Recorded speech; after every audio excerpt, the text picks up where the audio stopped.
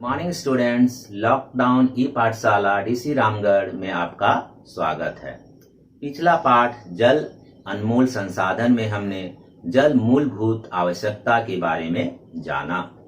हमने देखा कि एक सर्वे के अनुसार आने वाले कुछ वर्षों के उपरांत विश्व की 1/3 आबादी को जल संकट का सामना करना पड़ सकता है। इसलिए हमें जल संरक्षण पर विशेष ध्यान देना होगा। जल संरक्षण की महत्ता को प्रदर्शित करने के लिए हम प्रतिवर्ष 22 मार्च को विश्व जल दिवस के रूप में मनाते हैं। आज के पाठ अपशिष्ट जल कारण व निपटान में हम अपशिष्ट जल, वाहित मल, संदूषक, वाहित मल उपचार, इनमें जो अनेक प्रकार की अशुद्धियां घुली हुई रहती है उनके उदाहरण तथा अपशिष्ट जल प्रबंधन के बारे में जानेंगे। जल का उपयोग हम घर में, दफ्तर में, कार्यालय में, कारखानों में, अस्पताल में हर जगह करते हैं। उपयोग होने के उपरांत इनमें अनेक प्रकार की अशुद्धियां घुल जाती हैं और जल दूषित हो जाता है। इस दूषित जल को नालियों के द्वारा हम बहा देते हैं। इसे ही हम अपशिष्ट जल कहते हैं। बहने के प्रक्रम में इस दूषित जल में और भी अनेक प्रकार की अशुद्धियां जैसे कार्बनिक अशुद्धियां, अकार्बनिक अशुद्धियां, पोषक तत्व, सूक्ष्म जीव आदि घुल जाते हैं तथा इस जल को उसके बाद हम वाहित मल कहते हैं। अब वाहित मल को ज्यों का त्यों अगर हम जल स्रोत में मिला देते हैं तो वह मानव के लिए, अन्य जीव जंतु तथा पेड़ पौधों के लिए भी हानिकारक होगा। यह पर्यावरण को प्रदूषित करेगा। इसलिए इस वाहित मल को जल स्रोतों में मिलाने से पहले उसमें घुले हुए प्रदूषकों को अलग करते हैं, जिसे हम वाहित मल उपचार कहते हैं। वाहित मल उपचार के उपरांत इस जल का उपयोग हम कर सकते हैं या इसे हम जल स्रोतों में मिला सकते हैं। तो अब इन प्रयोग हुए विभिन्न शब्दों की परिभाषा को हम देखते हैं। अपशिष्ट जल, उपयोग के बाद दूषित जल जो नालियों में बहा दिया जाता है उसे ही हम अपशिष्ट जल कहते हैं।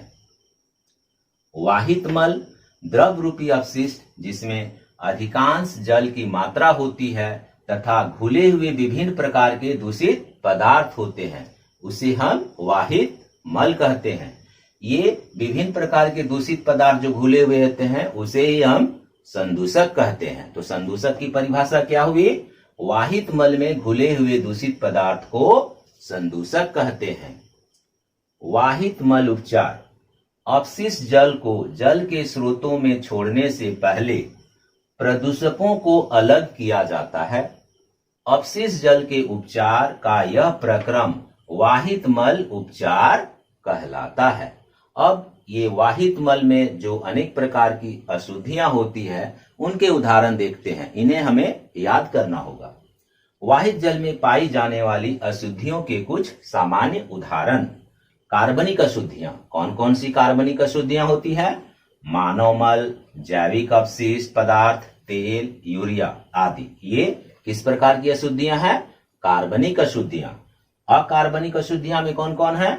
नाइट्रेट, फॉस्फेट, धातुएं। पोषक तत्व जो इसमें घुले हुए रहते हैं वो कौन से होते हैं? फास्फोरस और नाइट्रोजन युक्त पदार्थ। जीवाणु जैसे हैजा और टाइफाइड आदि रोग उत्पन्न करने वाले इसमें होते हैं। अन्य सूक्ष्म जीव में पेचिश आदि रोग उत्पन्न करने वाले एवं मृत जीवी इस वाहित जल में रहते हैं। इसके उपरांत हम अब अपशिष्ट जल प्रबंधन के बारे में जानेंगे। अपशिष्ट जल प्रबंधन, हम जान चुके हैं कि जल का उपयोग हम जब घर में, कारखाना में, हॉस्पिटल में, अनेक जगहों जब का उपयोग करते हैं तो वह दूषित हो जाता है और उसे हम नालियों में बहा देते हैं। इस दूषित जल को ही अपशिष्ट जल कहा जाता है।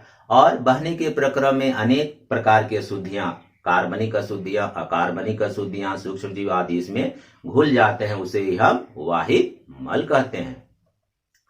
वाहित मल को भूमि के नीचे उपस्थित पाइपों के द्वारा इसे सीवरेज प्लांट तक ले जाया जाता है। भूमि के नीचे उपस्थित इन पाइपों के जाल को हम सीवर कहते हैं। जगह जगह सीवर के ऊपर मैनहोल होते हैं। ये लगभग 50 से 60 मीटर की दूरी में होते हैं। जब कभी भी गंदगी या ये सीवर जाम हो जाते हैं तो मैनहोल की सहायता से उनकी सफाई की जाती है। मैनहोल ढक्कन के द्वारा बंद रहता है जिससे कि कोई दुर्घटना न घटे। अब हम वाहित मल उपचार को समझेंगे। वाहित मल उपचार की प्रक्रिया 3 चरणों में पूर्ण होती है। प्राथमिक उपचार, द्वितीयक उपचार, तृतीयक उपचार। प्राथमिक उपचार में क्या किया जाता है? वाहित मल को मल जल उपचार संयंत्र सीवरेज प्लांट में लाया जाता है तथा इस जल को लोहे के बने जालियों की मदद से पास करवाया जाता है, जिससे क्या होता है, ये कचड़े, कपड़े, प्लास्टिक आदि मोटे मोटे जो भी कचड़े होते हैं वो अलग हो जाते हैं। उसके बाद उस उपचारित जल को अवसादन टैंक में डाला जाता है।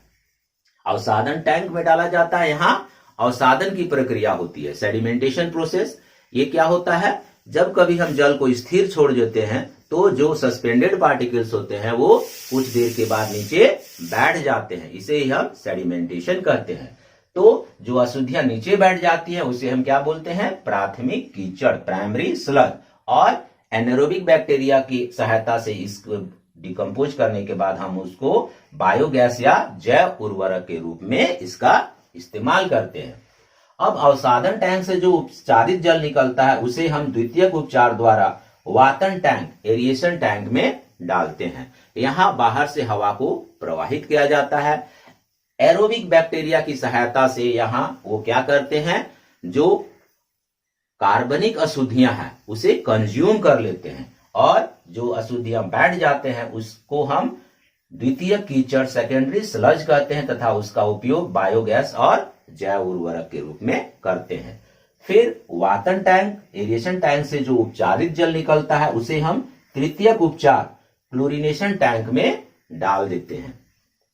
क्लोरीनेशन टैंक में क्या होता है, जो जल में उपस्थित सूक्ष्म जीव, हानिकारक सूक्ष्म जीव होते हैं वो मर जाते हैं और जल शुद्ध हो जाता है। उस जल, उपचारित जल को हम या तो सिंचाई तथा औद्योगिक उपयोग के लिए सीधे उपयोग कर सकते हैं तथा उसे हम जल स्रोत में छोड़ सकते हैं। इस तरह से हमारा पर्यावरण भी दूषित नहीं होगा तथा जल स्रोत भी गंदे नहीं होंगे।